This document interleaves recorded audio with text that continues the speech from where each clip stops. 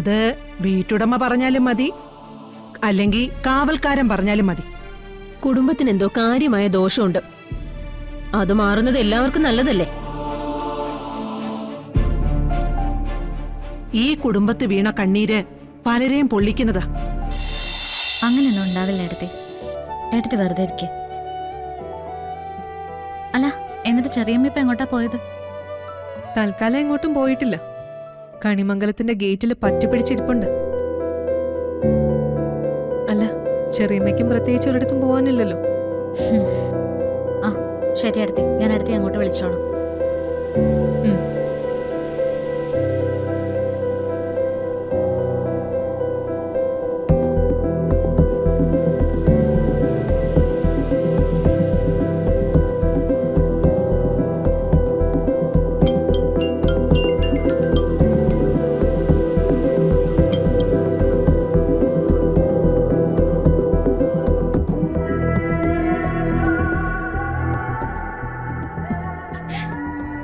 അച്ഛനാകെ മാറി.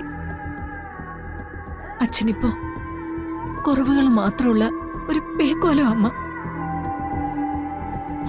പണ്ട് സ്വപ്നങ്ങളൊക്കെ കണ്ടിരുന്ന കാലത്ത് അച്ഛന് ഞാൻ നല്ലൊരു ഭാര്യയായിരുന്നു. പക്ഷേ അച്ഛൻ സ്വപ്നങ്ങളൊക്കെ സാധിച്ചെടുത്തപ്പോ അമ്മ ചീത്തയായി. മുമ്പ് എന്തെങ്കിലുമൊക്കെ സങ്കടം വന്നാ ഞാൻ നിന്നെ വിളിച്ച് പറയുമായിരുന്നു, മോനെ ഞാനിപ്പോ എന്താ ചെയ്യേണ്ടത്? ഇവിടുന്ന് ഇറങ്ങണോ? ഇവിടെ വിട്ടു പോണോ? അമ്മ ഈ കാര്യത്തിൽ എന്നെ ബുദ്ധിമുട്ടിച്ചിട്ട് ഒരു പ്രയോജനവുമില്ല. എനിക്ക് അച്ഛൻ പറയുന്നത് അനുസരിക്കാനല്ലേ പറ്റൂ. അപ്പൊ ഞാൻ പറയുന്നതോ? അമ്മ കുടുംബത്തിലായാലും പുറത്തായാലും അത്യാവശ്യം നമുക്ക് നേട്ടം ഉണ്ടാവുന്ന എന്താണോ അതല്ലേ നമ്മൾ നോക്കൂ. കണിമംഗലം ചന്ദ്രശേഖരന്റെ മകനായിട്ട് ജീവിക്കുന്നതാ എന്റെ ഭാവിക്ക് നല്ലത്. അല്ലാതെ അമ്മയുടെ വാശിയിൽ തെരുവിലേക്ക് ഇറങ്ങിയ കൂടെ ഇറങ്ങി പിച്ചെടുക്കുന്നത് ശരിയാണോ? ഇല്ലടാ, നല്ലതല്ല. അമ്മയ്ക്ക് നിന്നെ കുറിച്ചുള്ള കണക്കുകൂട്ടലൊക്കെ തെറ്റിപ്പോയി. അതുകൊണ്ട് പറ്റിപ്പോയതാ. അതുകൊണ്ട് വിളിച്ചതാ. ഇനി അമ്മ വിളിക്കില്ല. ശരി മോനെ.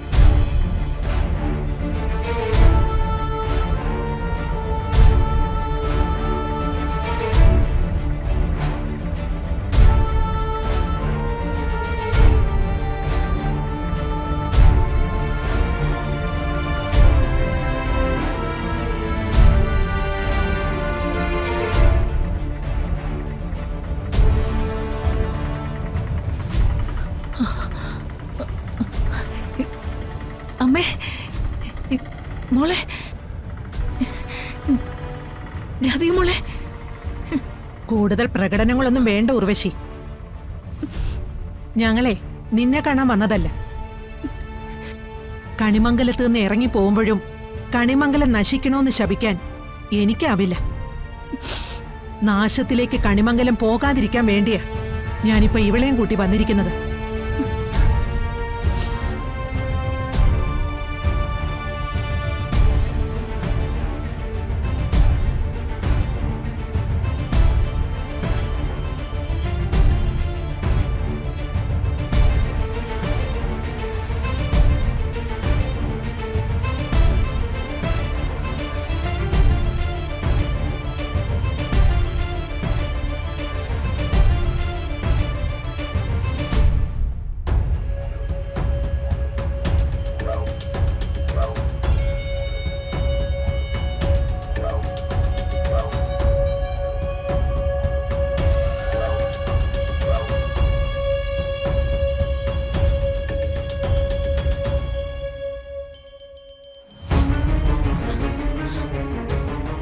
ചന്ദ്രശേഖരൻ.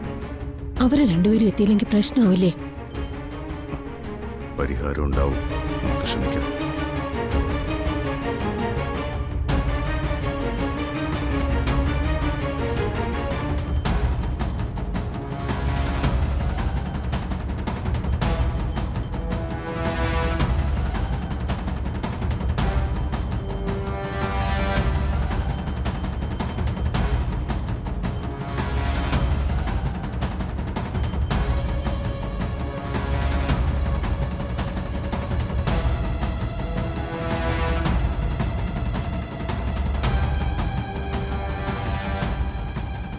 അമ്മേ, മോനെ, അമ്മേ,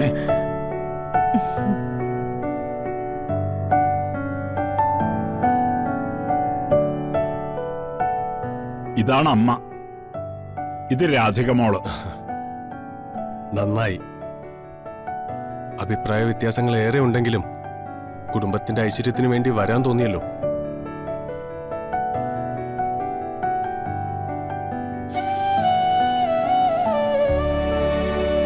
ഉർവശി, അവസാനം നിന്നെ രക്ഷിക്കാനും ഈ വീട്ടിലേക്ക് തിരിച്ചു കയറ്റാനും രാധിക മോള് തന്നെ വേണ്ടി വന്നു അല്ലേ?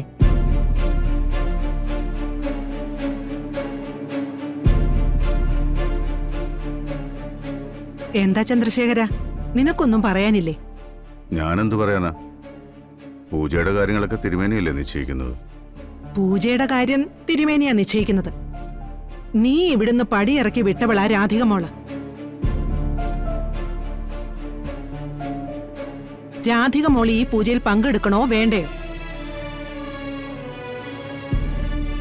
അത് വീട്ടുടമ പറഞ്ഞാലും മതി, അല്ലെങ്കിൽ കാവൽക്കാരൻ പറഞ്ഞാലും മതി. കുടുംബത്തിന് എന്തോ കാര്യമായ ദോഷമുണ്ട്. അത് മാറുന്നത് എല്ലാവർക്കും നല്ലതല്ലേ? ഈ കുടുംബത്ത് വീണ കണ്ണീര് പലരെയും പൊള്ളിക്കുന്നതാ.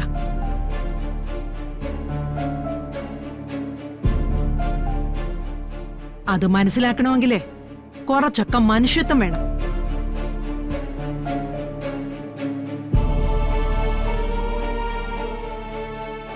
ദൈവങ്ങൾ പ്രസാദിക്കണമെങ്കില് ഈ നിൽക്കുന്ന എന്റെ രാധിക മോള് കനിയണം.